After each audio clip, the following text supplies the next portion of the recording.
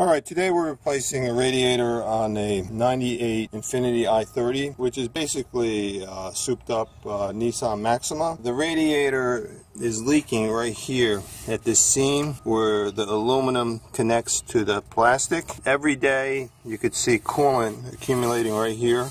So to replace this radiator, it's a pretty simple process. You remove the two support hangers over here. We'll disconnect the lower radiator hose from here. Remove the upper radiator hose over here, and the two automatic transmission supply and return lines down here.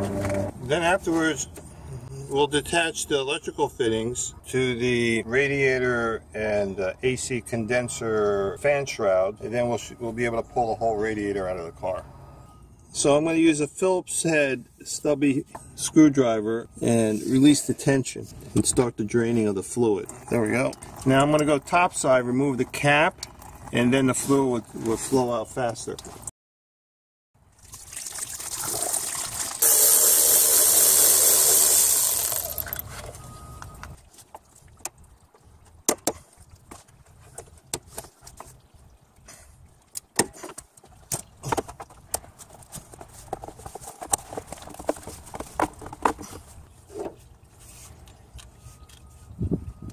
Yeah, this hose, I can hear it cracking. We're replacing the hose also.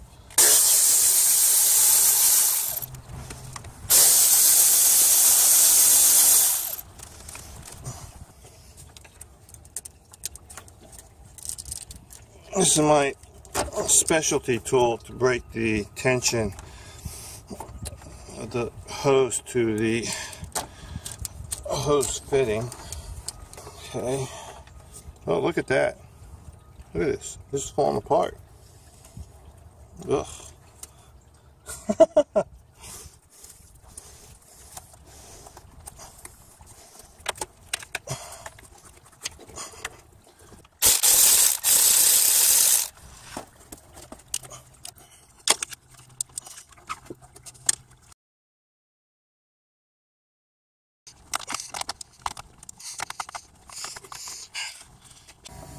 So we have a lot of oxidation and corrosion buildup here in this connection pipe, so I'm cleaning it up with a wire brush. I'm going to have to do the rest by hand.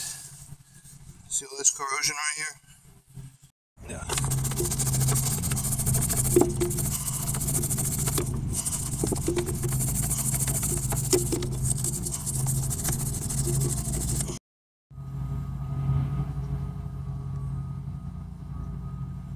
Now we remove the supply and return ATF lines. One of my specialty tools for removing the hose.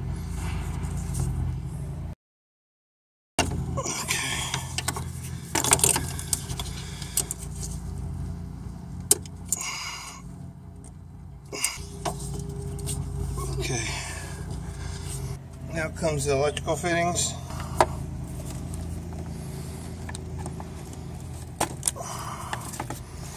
I have to detach this.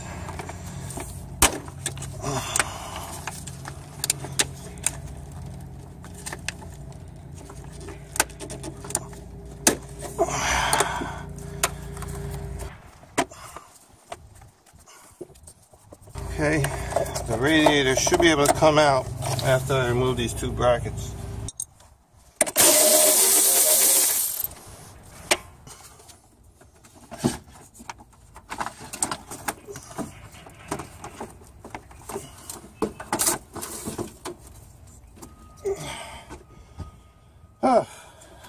There.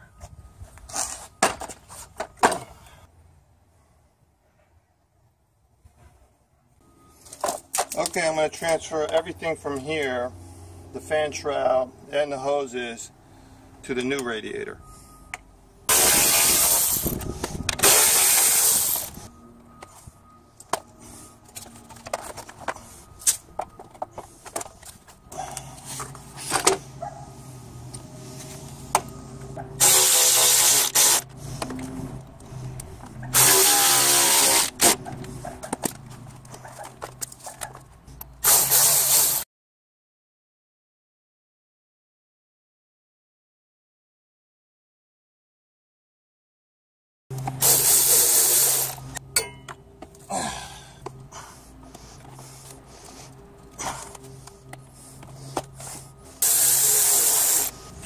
These rubber bushings go over here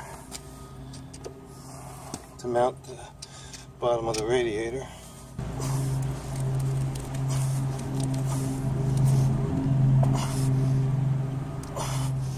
I'm going to transfer this to the new hose.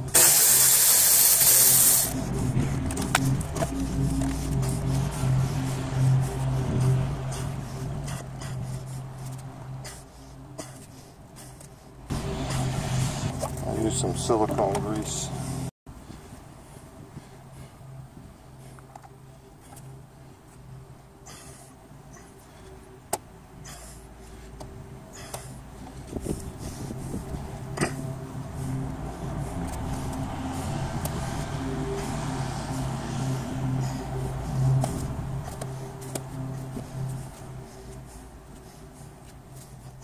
So I'm going to replace this factory original clamp with this T-bolt band clamp. It's 38 millimeters by 44, and it provides uniform tension all the way around versus this clamp, which only provides tension from these points.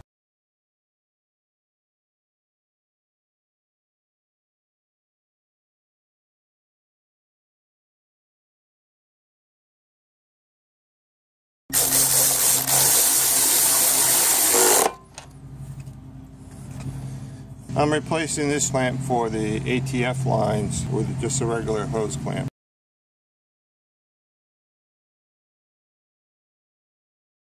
So we're ready to put the new radiator back in the car. I decided to put the radiator bottom support bushings into their mounting points instead of having it attached to the radiator. Line it up to here.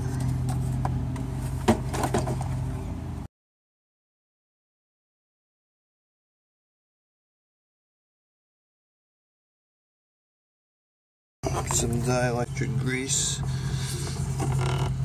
here.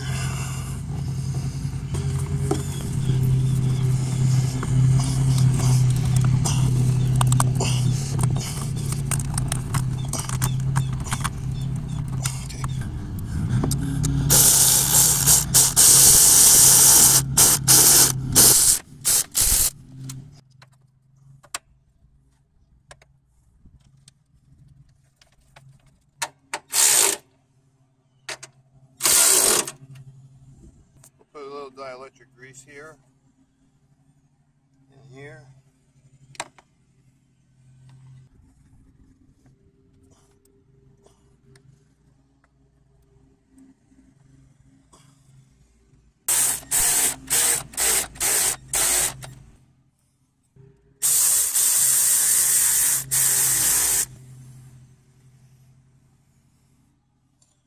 Now the ATF lines. So these new hose clamps that I put on for the ATF lines, I'm not using a screwdriver, I'm using a 1/4 inch ratchet wrench attached to a 6 millimeter socket. Okay, that makes the job of tightening the hose clamp much easier, and I get a better feel compared to using a screwdriver. So I double clamped to make sure it wouldn't leak.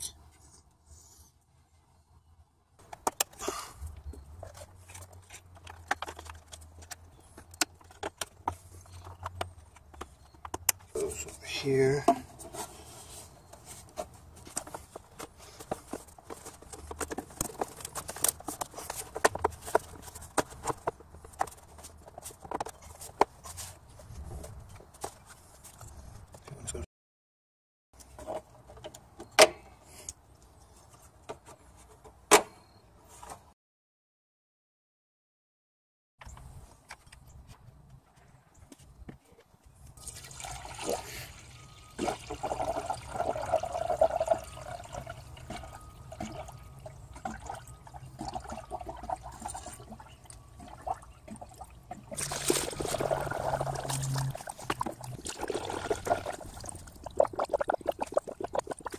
Alright, we'll start the car and let it warm up and push out any air bubbles that are in the system. Oh, look at that. Look at how much transmission fluid came out. You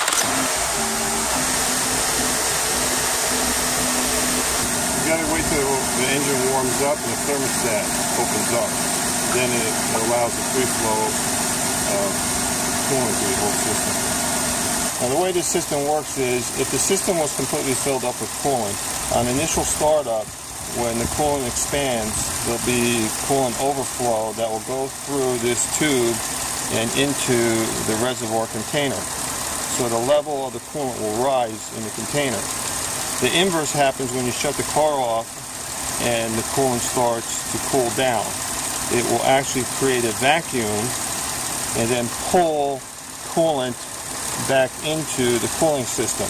When the cap is not working properly, you'll see the radiator hoses collapse, like as though there's vacuum or there's suction in there. And it actually is, because it's trying to pull coolant back in the system as the coolant is condensing, but the valve in the cap isn't opening up to pull the coolant in from the reservoir. When I disconnected the ATF lines, there was a constant drip coming out of the connection port. So I lost around a quart of ATF, so I'm going to put around a quart in there. Right now the fuel level's over here, it should be up here. You want to check the transmission fluid level when the car reaches normal operating temperature. Yep, we're at the right level right here. We're good.